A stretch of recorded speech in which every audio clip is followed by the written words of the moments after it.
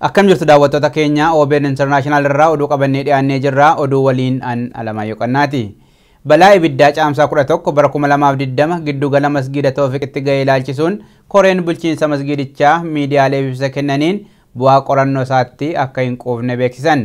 Masgiidni Toofiq Islamic Center kutaa bulchiinsa Minnesota magaalaa Minneapolisitti kan argamudha. Gabaasi guutuun ittaanii dhiyaata.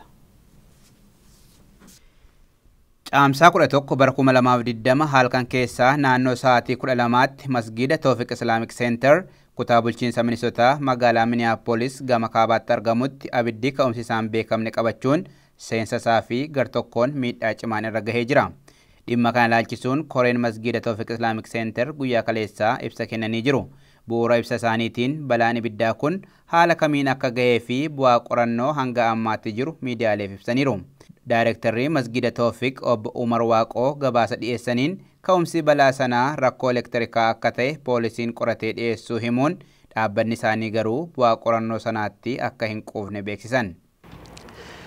Waan dhiyoo masjiida keenya irratti gahee nuti hin beekna. Wanni sun haalli sun maalirra jiraa kan jedhu san gabaasa isaa gabaabduu dhiyeessuudha.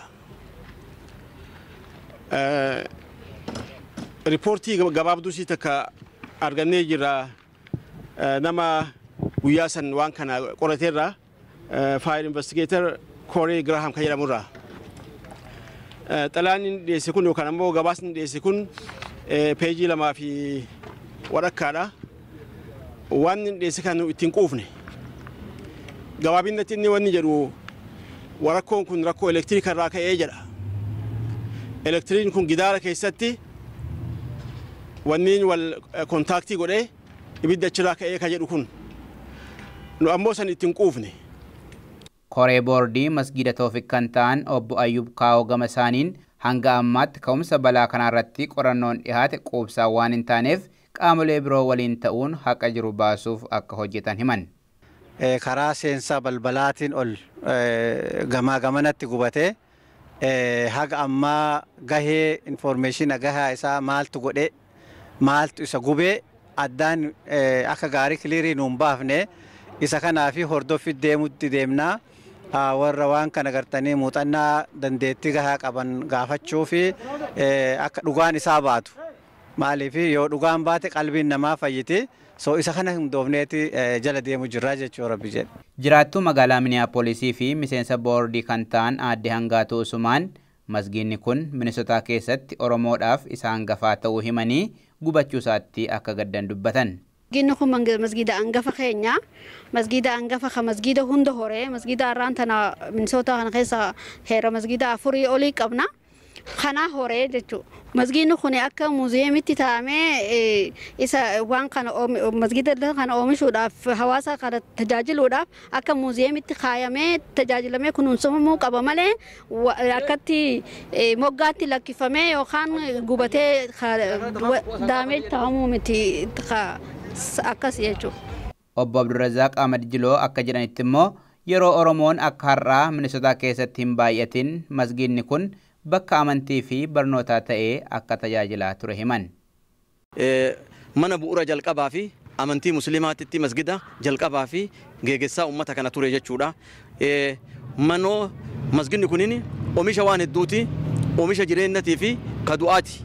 Kan irraanfannee ka seenaa hedduu qabu jechuudha. Gizee uummanni Oromoo diqqeen biyya tana dhufe kana baay'een tahin gizee san walitti qabanii mana kana amantii musliimaa keessatti ijoollee barsiisee haafizaanii quraana hedduu keessaa baasee jechuudha.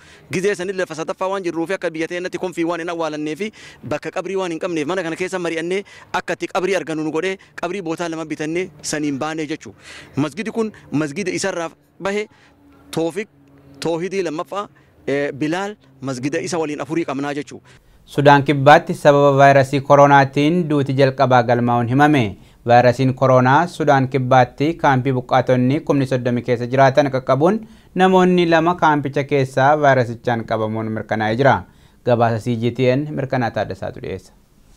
Vaayirasiin koronaa addunyaaf mataa bowwoo ta'ee biyyoottan gurguddatan erga jilbeenfachiisee gara ardii Afrikaatti sasce'uun yaaddoo cimaa ta'aa dhufeera. Afrikaatti seenuuf yeroon itti fudhate ji'oota lakkoofsisuus turtii yeroo muraasaa keessatti lammiilee hedduu miidhaa jira. Biyyoonni Afrikaa hedduun gama dinagdeen rakkoo qabaachuun isaanii vaayirasicha ofirraa qolachuuf sochii taasisanitti gufuu ta'uu hin oolle. Rakkoo dinagdeen alattis biyyoonni Afrikaa hedduun isaanii waraana waliinii keessa waan turaniif lammiileen qe'ee isaaniirraa buqqa'uun da'oo baqattoota adda addaa keessa jiraatan vaayirasichaan salphaatti miidhamuu akka danda'an ogeeyyiin dhimma kanarratti qorannoo geggeessan ni himu. Waraana waliin yeroo dheeraa booda dhiyeenya kanaan ga'oonni ishee walitti dhufuun mootummaa ce'umsaa kan uuman Sudaan Kibbaatti vaayirasii koronaan duutii jalqabaa galmaa'eera. Ibsi waajjira pireezidaantii Sudaan Kibbaatii bahe akka mul'isutti sababa vaayirasii koronaan duutii jalqabaa tokko galmaa'u kan ibsu yoo ta'u eenyummaaf odeeffannoo guutuun nama sababa vaayirasii kanaan lubbuun darbee hin ibsamne. Biyyattii keessatti namoonni 231 vaayirasichaan kan qabaman yoo ta'u namni tokko sababa vaayirasichaan du'uun namoonni 3 ammoo vaayirasicharraa bayyanataniiru. Dhaabbanni biyyoota gamtoomanii kibxata darbe akka beeksisetti vaayirasichi yeroo jalqabaaf bakka namoonni itti heddummatan da'oo baqattootaa guddaa magaalaa Juubaatti mul'achuu ibseera. Sudaan Kibbaa torban kana ibsa kenniteen vaayirasichi da'oo baqattoota namoonni 30 qe'ee isaaniirraa buqqa'uun keessa jiraatan kan magaalaa guddoo Sudaan Kibbaa Juubaatti argamu keessa jiraatan kanneen bara 2013 irraa eegalee eegumsa dhaabbata biyyoota gamtoomanii jala jiran qaqqabuun namoonni 2 vaayirasichaan qabamuu beeksifteetti. Dabalataanis vaayirasichi da'oo baqattootaa kaaba Beentiyuu keessatti argamu kan namoonni 120,020 keessa jiraatan keessatti mul'achuunis ibsameera. Hoogganaan garee arjooma deeggarsa fayyaa MSF Kilaawudiyoo Migileettaa Sudaan Kibbaa keessatti tatamsa'inni vaayirasii koronaa kun baay'ee nama sodaachisa. Bakka baqattoonni lakkoofsaan hedduu ta'aniif walitti qabamanii jiraatanitti tatamsa'aa jiraachuun isaa immoo haalaan yaachisaadha jedhan. Akka ardii Afrikaatti hanga oduun kun qindaa'etti namoonni vaayirasichaan qabaman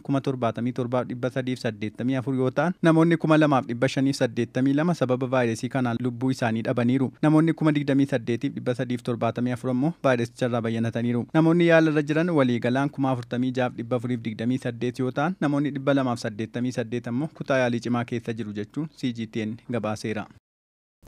Lammiileen Afrikaa miliyoona 250 ta'an waggaa tokko keessatti vaayirasii koronaan qabamuu akka danda'an dhaabbanni fayyaa addunyaa akeekkachiise. Dhaabbanni fayyaa addunyaa qorannoo karaa Global Health baaseen akka beeksisetti vaayirasiin koronaa yoo haala kanaan itti fufe lammiileen Afrikaa miliyoona 250 ta'an waggaa tokko keessatti qabamuu akka danda'an beeksise. Kanneen qabaman keessaa miliyoona 5 walakkaa kan ta'an immoo hospitaalatti yaala fayyaa barbaadu jedhameera. Gama biraatiin Afrikaa keessatti namoonni 150 hanga 190 ta'an immoo vaayirasii koronaan lubbuu isaanii dhabuu akka danda'an gabaasni dhaabbata fayyaa addunyaa bahe kun hubachiiseera. Haalli kun immoo dhukkuba busaa, dhukkuba sombaa fi HIV yaaluuf carraaqqii taasifamu waliin wal qabatee Afrikaa keessatti tajaajila fayyaa kennuun rakkisaa ta'uu mala jedhameera. Akka gabaasa kanaatti qorannoo hanga ammaatti jiruun Afrikaa keessatti saffisni babal'achuu vaayirasii koronaa gadi aanaa ta'uu himuun yoo ittisni gahaan hin taasifamu ta'e garuu rakkoo guddaa uumuu danda'a. Egaan daawwattoota keenya oduun OBN International har'aaf qopheeffanne kanuma gama kootiin nagaatti.